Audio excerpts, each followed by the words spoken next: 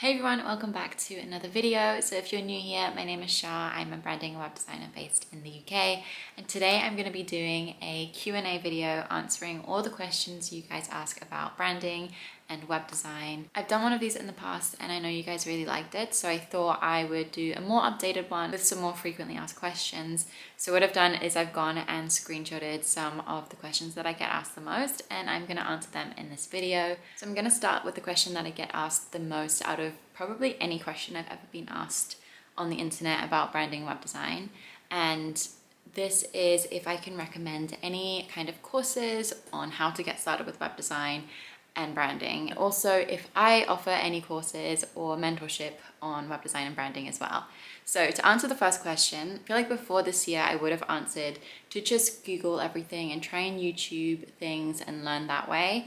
But this year I did an amazing course called Standout Shopify, which by its name is Shopify focused. So if you're wanting to get into Shopify and you want to have something super in-depth where it's all broken down for you, you have the course, you have resources all in a Notion dashboard, and you have a community that you're joined into where you can ask questions, then this course is honestly perfect for you. And it sounds like I'm being sponsored by this course, but I'm truly not. I just love it so much. I'm amazed by how the teacher, whose name is Rach, just does it all, because she does it in such an easy and digestible way, and her design style is just really elevated and very me. So I think that helps a lot as well, learning from someone that has that kind of similar design taste. I'll leave that course linked below. I don't know if she opens it up at different times in the year or if it's now evergreen, but definitely check that out. It is a little bit of an investment if you're just starting out, but I think with these types of courses, they are investments, like they make you money in the long run. So I would 100% say to invest in that if you're thinking about offering Shopify as a service. You don't need to know how to code, but she does teach you the basics in that course as well. And then the second part to that question, if I offer any courses myself or if I do mentorship, I did open up a few spots a while back, but I have closed them off now just because I'm getting really busy and it's towards the end of the year. But I am thinking of opening up mentorship spots at the beginning of next year, so January. And if you're interested in that and you want to be notified when that's available, then leave a comment or message me on Instagram and I will take down your email and I will let you know when those open up. So in terms of courses, I don't have any on the market currently, but I've just been so busy with client work that I just have put that on the side. And I know I definitely want to do something like this in the future. And I am kind of thinking about resources or memberships or courses that I could potentially create under my agency, which is Soul House Agency. So stay tuned for that. I think it's probably going to be more so 2024 where that all comes out, but I definitely want to launch something to help you guys out a little bit more. The next question I have is from a person called Glory, and they asked, would you advise an undergraduate to start their business after university or to start a 9-to-5 job first? So I don't think there's a right or wrong answer to this. I think you can do whatever feels right to you. But personally, if I was in that situation and I've just graduated, I would want to gain experience first. Personally, I was working at an agency before I ever decided to go freelance.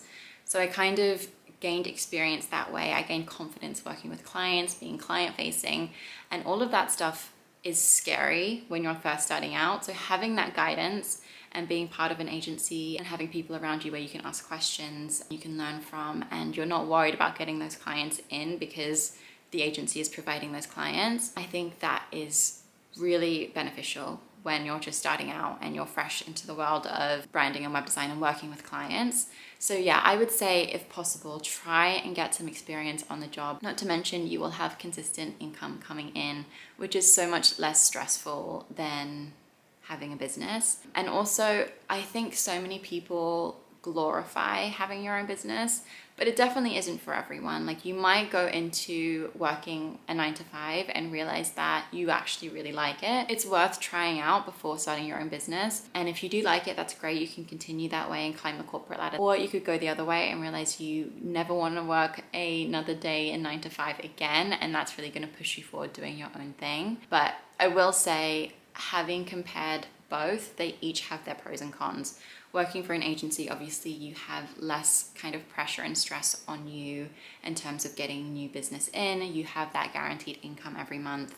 I say guaranteed, but I mean, nothing is really guaranteed. But it is more stable when you think about comparing the two when you're first starting out. And then you have someone like a manager or the boss kind of telling you what needs to be done. They're kind of checking in on you, making sure things are done. Whereas when you have your own business, you have to be super self-motivated. And I'm not gonna lie, like it's really hard for me on some days where I just don't feel productive and I don't feel like doing the work, but I have to do it. And you need to have discipline to be able to get the work done, especially in the early stages where you have no clients already and you need to be motivated to create content, to get yourself seen, to better your skills. That's, I think, the hardest stage of it. So yeah, going back to the question, in my personal opinion, I would say start with a 9 to 5, get your experience that way, build up your confidence, and then alongside that, you can start working with clients. I caveat this by saying just make sure that it's okay by your current employer, because you don't want to be doing anything shady, and just make sure that they're okay with you doing something on the side. So the next question is from Kayla, and she said, I was wondering, what are some ways that you improve your creative thinking? I think this is a really good question, because at the beginning of the process, like I can compare my websites when I first started, like my own personal website, and the website that I'm creating now, and they're completely different. And at the beginning stages, I thought that that website was amazing. And I look back now and I'm like, no, I just would never create something like that anymore. So your creative thinking evolves and changes as you get more practice. But what really helps me, obviously, is just looking at websites that I love, brands that I love currently. Sometimes I will be on a website and I'm like, I actually really like shopping on this website. I want to stay on this website longer. I want to buy more things. And then I will kind of analyze it and break down the things that I like about that website and think about how I can incorporate those things into future client websites.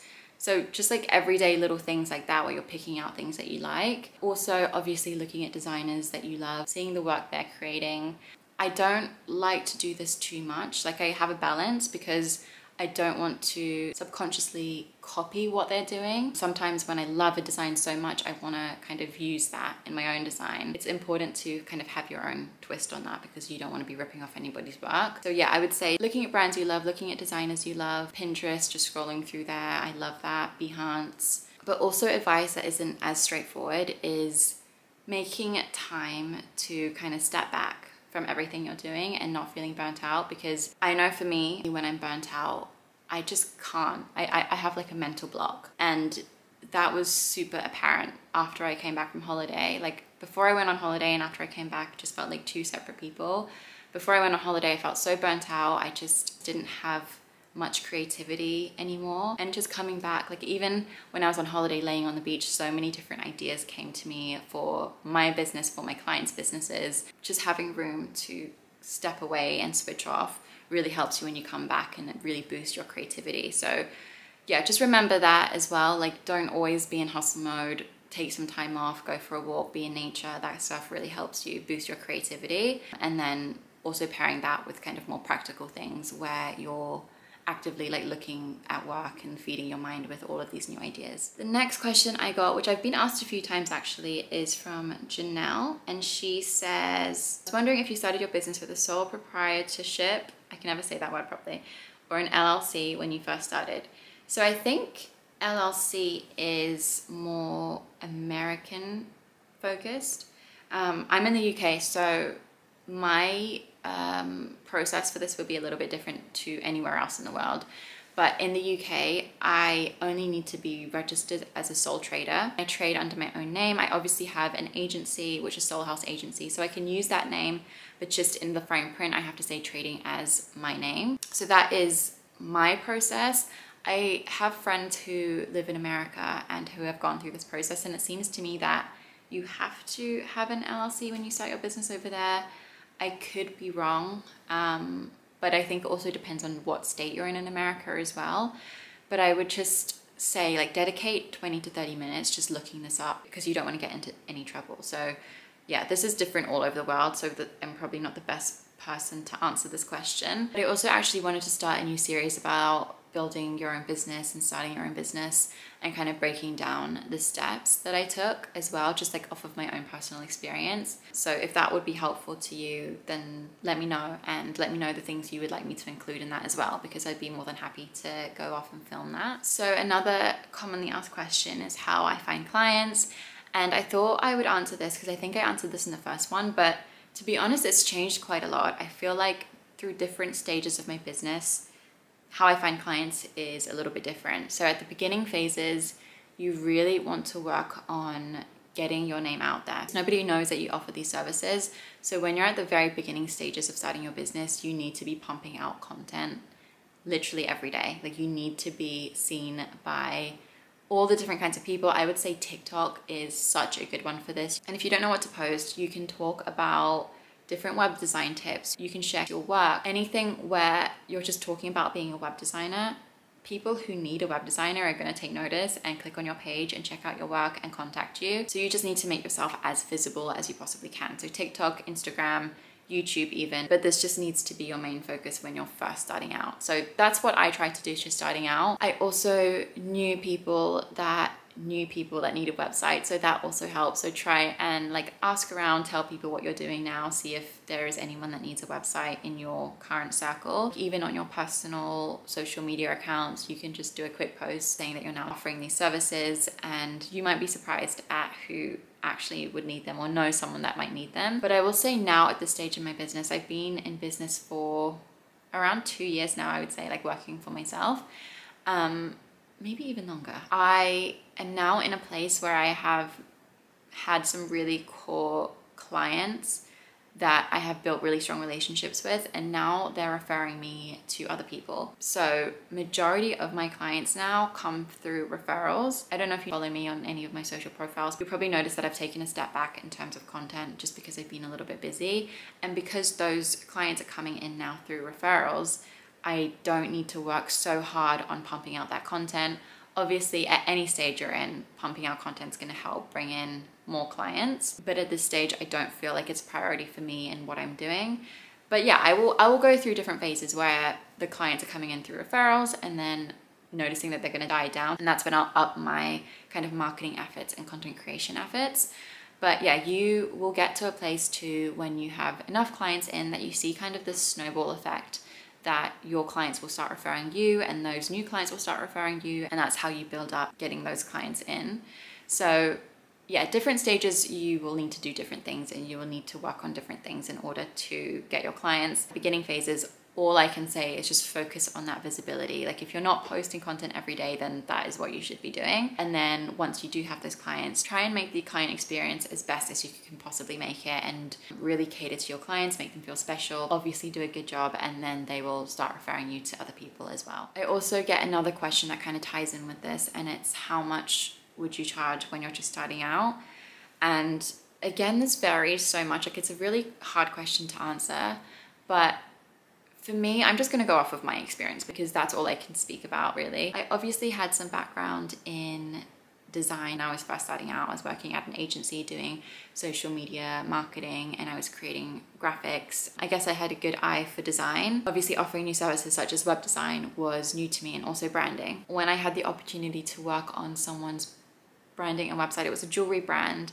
And they had a huge catalog of jewelry. So I did the branding and website for £700. And to be honest, if I broke that down into how many hours I worked, I probably just made a couple of pounds per hour, which obviously is not profitable. I'm never going to make a business out of charging that amount for the work that I was doing. But at the beginning, it's more so practice and learning and getting that client in that you can then share and talk about. That first client was the worst client I have ever had, but it was the biggest, I guess, blessing in the end that I could have gotten when starting out, because I didn't have a clear contract. So the client was then able to walk all over me, ask for more things, and just be a total nightmare. So that allowed me to really be strict on my next contracts going forward. I didn't really know the process and what I was doing things in. So that allowed me to be clear on, okay, let me break down the timeline. This is exactly what we're going to be working on this week. Next week, we're going to be working on this. And it just allowed me to be more structured going forward with my next clients. And then also just like learning design wise and like how certain platforms work. Like I built it on Shopify, and it was like the first time I had actually built a proper website on Shopify. I know when you're doing kind of passion projects and you're building these projects out for yourself, you're doing things that you kind of know how to do and that you want to do, but then on client work, you're doing things that they want to do. So you're learning and trying to figure out how to do those things. So all of that stuff is practice, and it adds to your skill set. At the beginning, I would focus less on making money and profits. Think of it more as practice. Think of it as a way that you can learn, and you're getting paid as well. So like you're not getting nothing for it, you're getting paid, even if it is a little bit, for that new experience. So don't put pressure on yourself to charge a huge amount at the beginning. In fact, go low and you work your way up. Like now I'm charging 10 times that for a website alone. I mean, you can work your way up very, very quickly, but at the beginning, just focus on getting that experience in. When you built up the confidence, then you can start charging more. With each project, you charge a little bit more until you're at a good amount and it's sustainable for you to run a business off of. I'm aware I've been talking for a little bit now, so I'm gonna cut the video off here. I think I might make these Q&As kind of like a common occurrence. So if you have any questions that I haven't answered in this video and you still really want to know, then feel free to leave those down below and I will try and answer them as soon as I can, or I'll put them into another video like this. But anyway, I hope you found this video useful, and I will see you guys again in my next video. Feeling in my soul. Chill inside my sacred body, taking no control. Feeling in my holy. Sacrifice me, the curse I'm holding.